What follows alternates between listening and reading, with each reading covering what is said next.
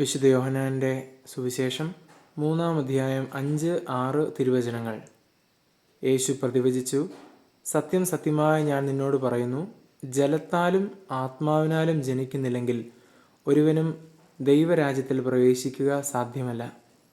മാംസത്തിൽ നിന്ന് ജനിക്കുന്നത് മാംസമാണ്, ആത്മാവിൽ നിന്ന് ജനിക്കുന്നത് ആത്മാവും.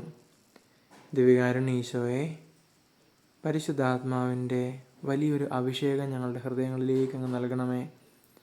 പരിശുദ്ധാത്മാവ് അങ്ങയിലേക്ക് ഞങ്ങളെ അടുപ്പിക്കുന്നു.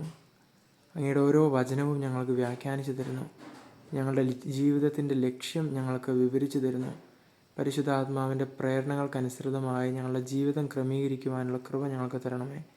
നമ്മുടെ കർത്താവ് ഈശോ മിശിഹായുടെ കൃപയും പിതാവായ ദൈവത്തിൻ്റെ സ്നേഹവും പരിശുദ്ധാത്മാവിൻ്റെ സംസർഗവും പരിശുദ്ധ അമ്മയുടെയും വിശുദ്ധ കമിലസിൻ്റെയും ആദിസ്യവും നാം എല്ലാവരോടും കൂടെ ഉണ്ടായിരിക്കട്ടെ, ഇപ്പോഴും എപ്പോഴും എന്നേക്കും. ആമേൻ.